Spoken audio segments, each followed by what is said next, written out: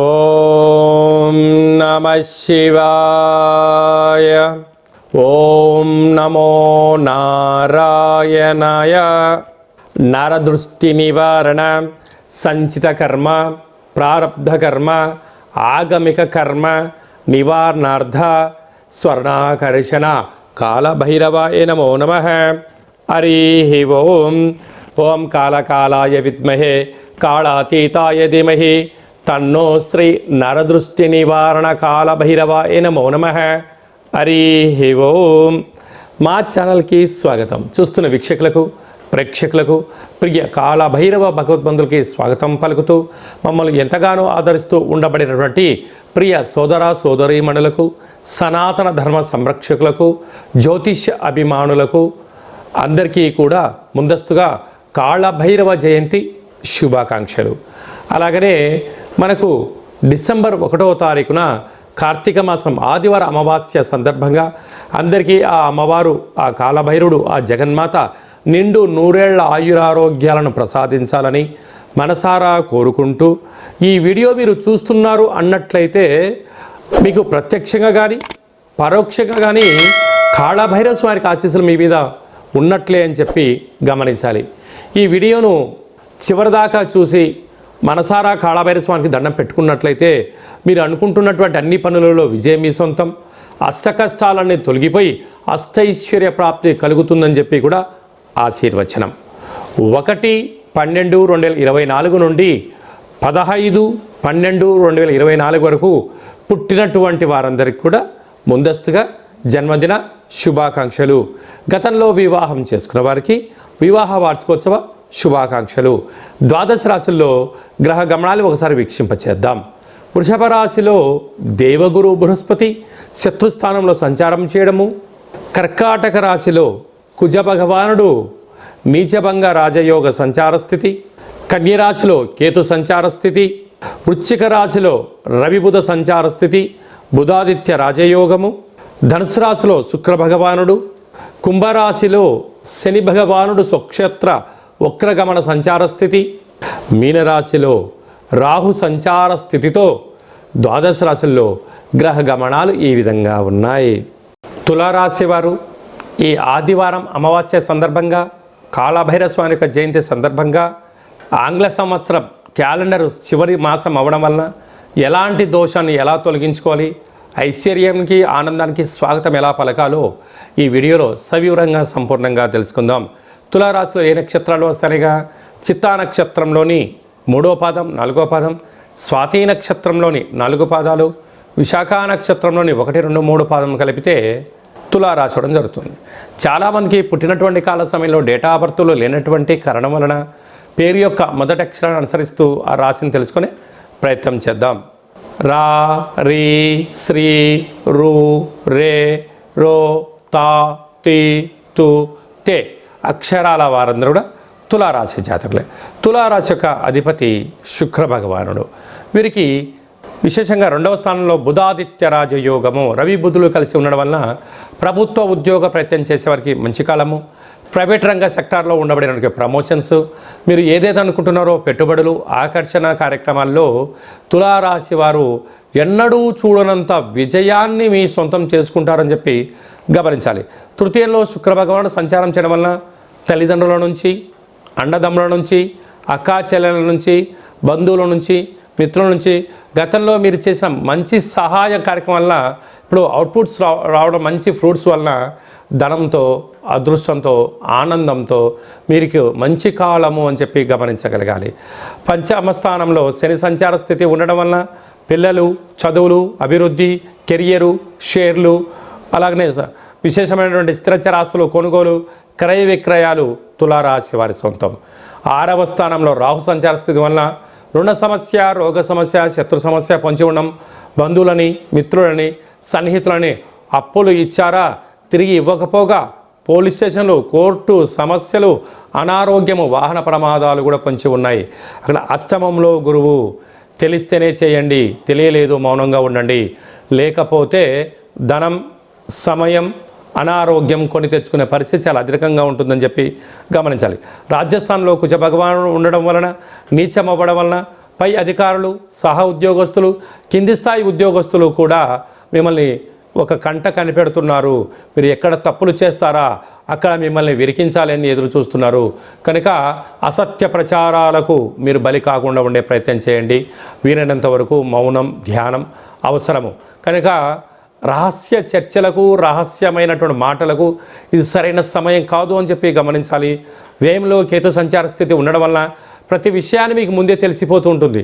కానీ ఎలా దాన్ని ఆపాలి, ఎలా మీకు అనుకూలంగా మలుచుకోగలగాలనేది ఏకాగ్రతగా ఆలోచించగలిగితే మీ భవిష్యత్తు మీ చేతిలో ఉందని చెప్పి గమనించాలి.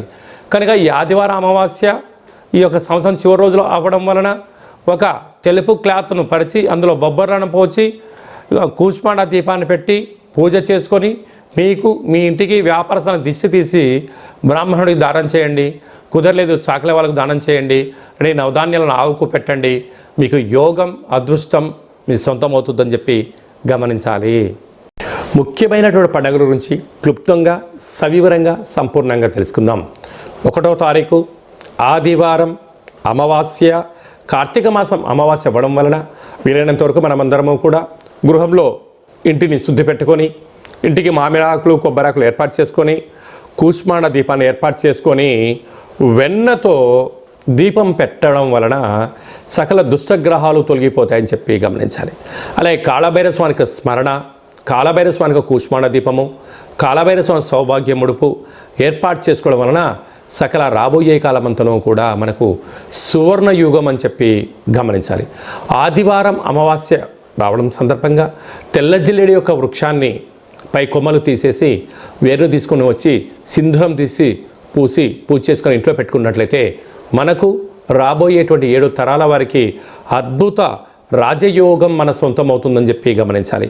అలాగా తెల్ల జిల్లేడు వృక్షం దొరకలేనటువంటి వాళ్ళు ఈ కింది నెంబరు సంప్రదించినట్లయితే మీకోసం ప్రత్యేకంగా స్వామివారి యొక్క వేరును పూజ చేసి మీ ఇంటికి పంపించడం జరుగుతుందని చెప్పి కూడా గమనించాలి. అలాగనే మనకు 2వ తారీఖు నుంచి మార్గశీర్ష మాసము ప్రారంభము. అంటే కార్తీక మాసం ఎంత విశిష్టతనో మార్గశీర్ష మాసం కూడా అంతే విశిష్టత అని చెప్పి గమనించాలి.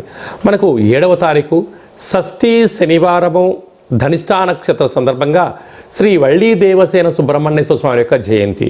కనుక మనము సర్పదోషం కానీ, నాగదోషం కానీ, కాలసర్పదోషం కానీ, జాతకంలో ఎక్కువ ఇబ్బందులు ఉన్నట్లయితే, అనేక మంది శత్రువులు ఉన్నట్లయితే, వివాహం కానివారు, సంతానం కానివారు, అనేక రకాల ఇబ్బందులుగా పడేవారందరూ కూడా స్వామివారిని దర్శించి అభిషేకం చేసుకోవడం, లేకపోతే పుట్టలో పాలు పోయడం, ఆ యొక్క మట్టిని కంఠానికి పెట్టుకోవడం వల్ల సకల దోషం తొలగిపోతుందని చెప్పి గమనించాలి.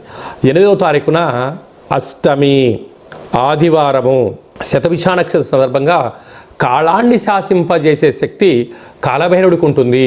కాళభైరవ స్వామి యొక్క జయంతి కనుక మనం కాళభైరవ స్వామిని స్మరిద్దాం, ధ్యానిద్దాం, ఆయన ఆశీస్సులు పొందుదాం, సకల అష్ట కష్టాలకు స్వస్తి పలుకుదాం. మనం ఏదైతే అనుకుంటున్నామో దాంట్లో విజయం సాధించాలనుకుంటున్నాం.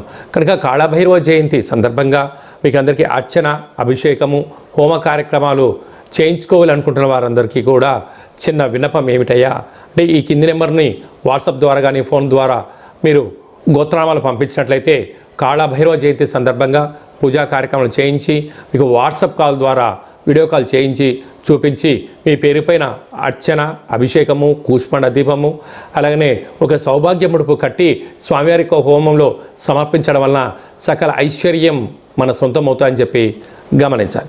అలాగనే 14వ తారీఖున మార్గశీర్ష మాస పూర్ణిమ దత్తాత్రేయ స్వామివారు జయంతి.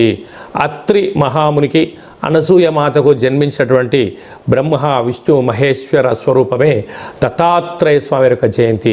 కనుక స్వామివారిని స్మరిద్దాం, ధ్యానిద్దాం, వెళ్ళి దర్శించుకుందాం.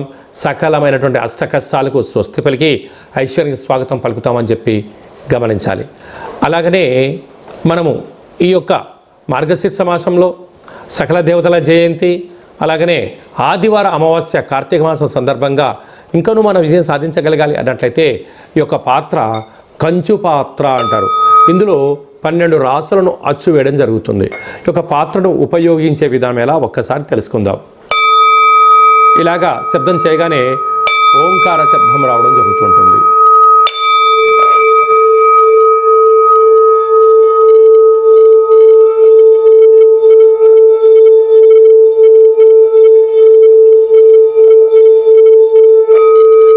శబ్ద తరంగాల ద్వారా మనిషి శరీరంలో చక్రాలు వికసింపచేయడం, ఇంట్లో ఉండబడినటువంటి సకల దరిద్ర దేవత బయటికి వెళ్ళడం, మహాలక్ష్మి మాత గల్లు గల్లుమంటే ఇంటికి రావడం, అలాగనే సకల నరదృష్టి, శత్రు ప్రభావాలు, తంత్ర ప్రయోగాలు, తాంత్రిక ప్రయోగాలు కూడా తొలగిపోతాయని చెప్పి గమనించాలి. ఈ యొక్క పాత్రతో పాటు కాళభైరస్వామి యొక్క పిరమిడు, డాలరు, కంకణము, అలాగనే స్వామివారి యొక్క పూజా కార్యక్రమాన్ని వీడియో కాల్ ద్వారా మీకు ప్రత్యేకంగా పూజ చేయించి వీడియో కాల్ ద్వారా చూపించి మీకు కొరియర్ ద్వారా అందజేయడం జరుగుతుంది. అలాగనే 27 రకాల వస్తువులతో మీకు దిష్టి కార్యక్రమం తీయించేసి మీరు జీవితంలో ఏదైతే అనుకుంటున్నారో అది విజయం సాధించేంత వరకు కాళభైరస్వామి యొక్క అర్చన, ముడుపు, పూజా కార్యక్రమం చేయించడం జరుగుతుంది.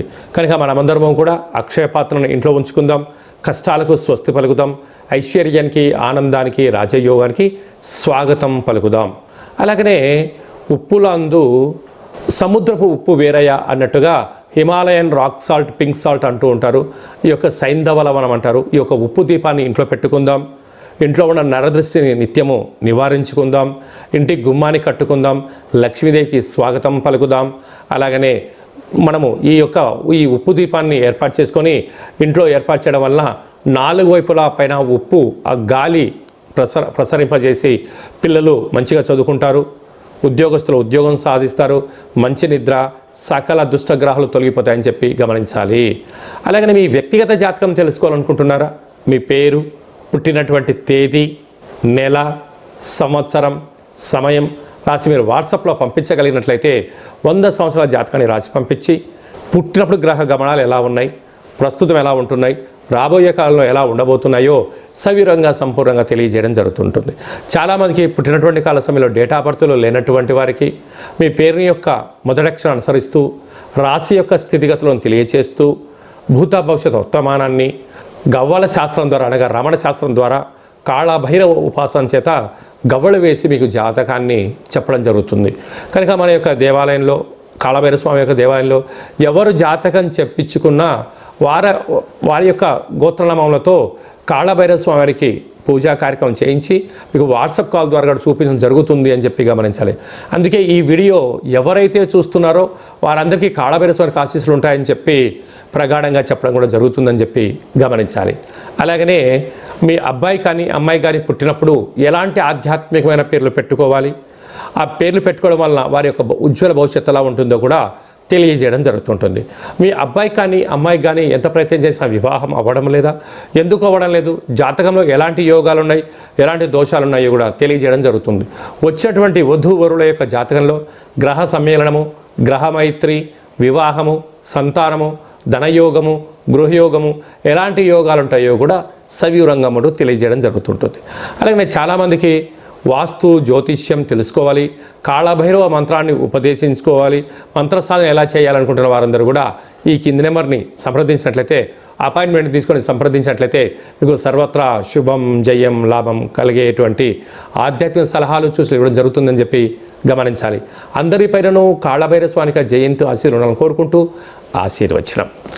ఓం శతమానం భవతి శతాయు పురుష సతేంద్రియ ఆయుష్యేవేంద్రియే ప్రతిష్టతి ధనం ధాన్యం బహుపుత్రలాభం శత సంవత్సరం దీర్ఘమాయు సర్వే జనా సుఖినో భవంతు లోకా సమస్తా సుఖినో భవంతు సర్వం కాళభైరవ దేవతార్పణమస్తు. హరి ఓం. ఈ వీడియో మీకు నచ్చినట్లయితే లైక్ చేయండి, షేర్ చేయండి, మా ఛానల్ని సబ్స్క్రైబ్ చేసుకోండి. కాళభైరవ స్వామి ఆశీస్సులు పొందండి.